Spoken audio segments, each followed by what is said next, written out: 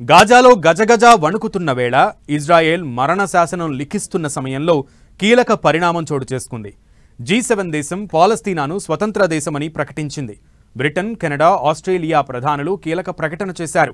పాలస్తీనాను దేశంగా గుర్తిస్తున్నట్లు ప్రకటించారు. అమెరికాకు, ఇజ్రాయెల్కు అత్యంత సన్నిహితమైన ఈ మూడు దేశాలు పాలస్తీనాను గుర్తించడం హైలైట్. మరిప్పుడేం జరగబోతోంది? ఇజ్రాయెల్ రియాక్షన్ ఏంటి?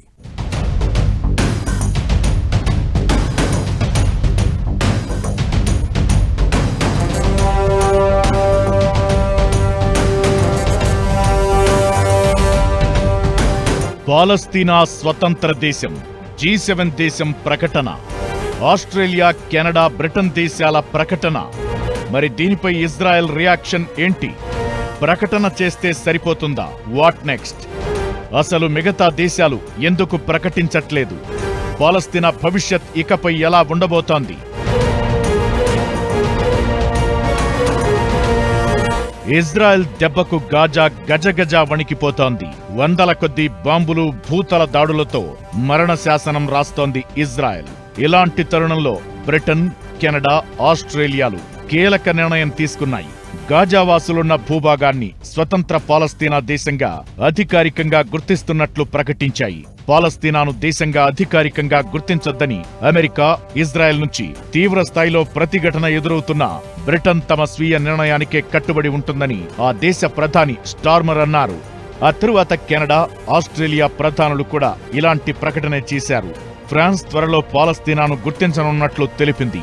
పాలస్తీనాను గుర్తించిన మొదటి G7 దేశంగా కెనడా నిలిచింది. భారత్, చీనాతో సహా ప్రపంచవ్యాప్తంగా 140కి పైగా దేశాలు ఇప్పటికే పాలస్తీనాను ఒక దేశంగా గుర్తించాయి. బ్రిటన్, అమెరికా బంధం గురించి ప్రత్యేకంగా చెప్పాల్సిన అవసరం లేదు. అంతటి మిత్రదేశం ఇప్పుడు అమెరికా నుంచి తీవ్ర అభ్యంతరాలు వస్తున్నా లెక్క చేయకుండా పాలస్తీనాను దేశం గుర్తిస్తూ చరిత్రాత్మక నిర్ణయం తీసుకుంది.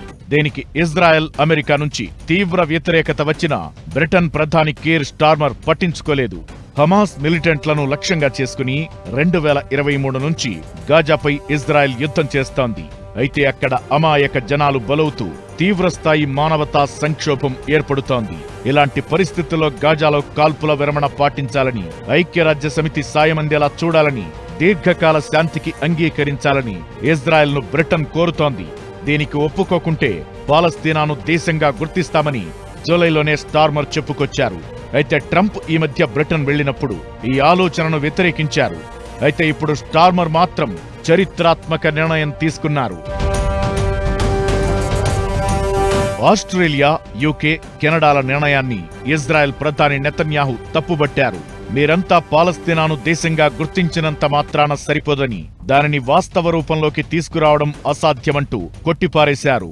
పాలస్తీనాను గుర్తించడమంటే 2023 అక్టోబర్ 7న ఇజ్రాయెల్పై హమాస్ సాయుధల మెరుపుదాడి, వందల మంది ఊచకోతను ఈ దేశాలన్నీ సమర్థించినట్లేని ఫైర్ అయ్యారు. ఈ గుర్తింపు అనేది హమాస్కు మీరంతా ఇచ్చే బహుమతితో సమానమంటూ ఫైర్ అయ్యారు. జోర్డాన్ నది పశ్చిమాన పాలస్తీనా ఆవిర్భావాన్ని తాను సాధ్యం కానివ్వనని వచ్చే వారం అమెరికాలో పర్యటన, ట్రంప్తో భేటీ తరువాత తదుపరి కార్యాచరణ చెబుతానని అన్నారు. ఇక ఐక్యరాజ్యసమితిలో పాలస్తీనా దేశ ఏర్పాటుకు మద్దతుగా తీర్మానం ప్రవేశపెట్టేందుకు పలు దేశాలు ప్రయత్నిస్తున్న సమయంలో ఇజ్రాయెల్ ఈ నిర్ణయం తీసుకోవడం ప్రాధాన్యత సంతరించుకుంది. 2023 అక్టోబర్లో హమాస్ జరిపిన దాడిలో అనేక మంది ఇజ్రాయేలీలు ప్రాణాలు కోల్పోగా 250 మందిని బందీలుగా తీసుకెళ్లారు. అప్పట్నుంచి హమాస్ను అంతం చేయడమే లక్ష్యంగా గాజాను కూడా ఆక్రమించుకునేందుకు ఇజ్రాయెల్ భీకరంగా దాడులు జరుపుతోంది. దీంతో జనాలు ఆకలితో అల్లాడిపోతున్నారు. వేల ఆకలి చావులు కనిపించాయి. గాజా పరిస్థితులపై ప్రపంచవ్యాప్తంగా ఆందోళనలు కనిపిస్తున్న వేళ ఇజ్రాయెల్కు సన్నిహితమైన 3 దేశాలు పాలస్తీనాను స్వతంత్ర దేశంగా గుర్తిస్తున్నట్లు ప్రకటించడం ఆసక్తి రేపుతోంది.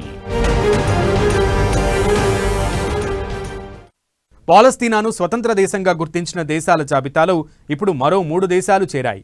అది సాధ్యమయ్యే పనే కాదని నెతన్యాహు కుండబద్దలు కొట్టి చెప్తున్నారు.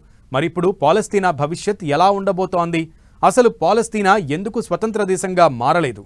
ఆ దేశ చరిత్ర ఏం చెప్తోంది?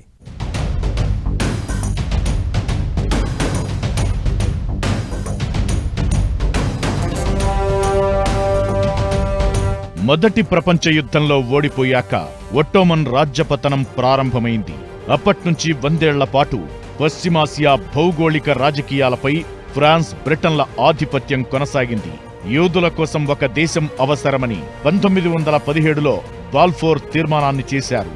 నిజానికి దీన్ని రచించింది కూడా బ్రిటనే. అయితే తీర్మానం మొదటి భాగాన్ని కరెక్ట్ గానే అమలు, ఆ తరువాత రెండో భాగాన్ని మాత్రం గాలికి వదిలేసింది.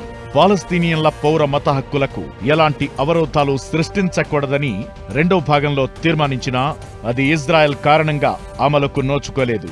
ఎన్నాళ్ల తరువాత పాలస్తీనాను గుర్తించి గతంలో తాను చేసిన చారిత్రక తప్పిదాన్ని బ్రిటన్ సరిచేసిందని పాలస్తీనావాసులు చెబుతున్నారు. ఇదంతా ఎలా ఉన్నా ఏళ్లుగా కొనసాగుతున్న సమస్యకు పరిష్కారం ఎలా దక్కబోతోందా అనే చర్చ నడుస్తోంది.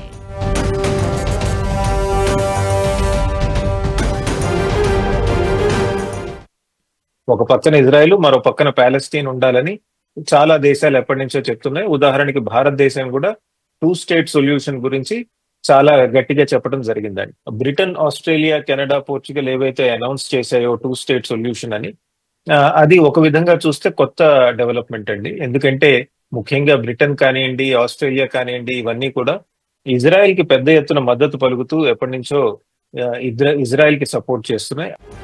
ఏ దేశం ఏర్పాటుకైనా ముందుగా కావాల్సింది భూభాగం. పాలస్తీనాకు కూడా ఇప్పుడు అదే అవసరం. అయితే పాలస్తీనా ప్రాంతంగా చెబుతున్న వెస్ట్ బ్యాంక్ లో ఇప్పటికే వేల సంఖ్యలో యూదు కాలనీలు ఉన్నాయి. దీనికి తోడు అరబ్బులు ఎక్కువగా ఉన్న ప్రాంతమైన జెరూసలేంను ఇజ్రాయెల్ తమ రాజధానిగా ప్రకటించింది.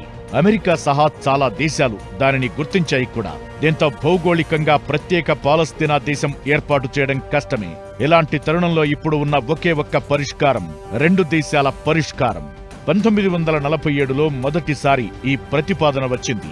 అప్పటికి బ్రిటిష్ పాలనలో ఉన్న పాలస్తీనాను 2గా విభజించి అరబ్బులకు పాలస్తీనా, యూదులకు ఇజ్రాయెల్ ఏర్పాటు చేయాలని ఐక్యరాజ్యసమితి తీర్మానించింది. బ్రిటిషర్ల ఆధీనంలో ఉన్న భూభాగంలో 55% ఇజ్రాయెల్కు, 45% పాలస్తీనాకు ఇవ్వాలని నిర్ణయించారు. యూదులు ఈ ప్రతిపాదనకు అంగీకరించారు. పాలస్తీనా వాసులు ససేమిరా అన్నారు. దీంతో ఆ ప్రతిపాదన అమలుకు నోచుకోలేదు. 1978లో ఇజ్రాయెల్, ఈజిప్టు ఒప్పందంతో 2 దేశాల ప్రతిపాదన రెండోసారి తెరపైకొచ్చింది. అమెరికా అధ్యక్షుడి సమక్షంలో ఇజ్రాయెల్, ఈజిప్టు మధ్య ఒప్పందం కుదిరింది. దీన్ని క్యాంప్ డేవిడ్ ఒప్పందం అంటారు. ఈ ఒప్పందం తరువాతే ఇజ్రాయెల్, పాలస్తీనా లిబరేషన్ ఆర్గనైజేషన్ మధ్య సయోధ్య కుదిరింది.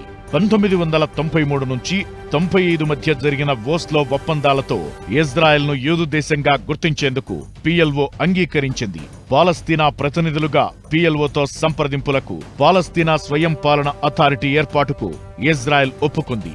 ఇరుపక్షాల మధ్య సానుకూల పరిణామాల ఫలితంగానే గాజా ప్రాంతం నుంచి ఇజ్రాయెల్ పూర్తిగా వైదొలిగి పిఎల్ఓకు పాలనా బాధ్యతలను అప్పగించింది.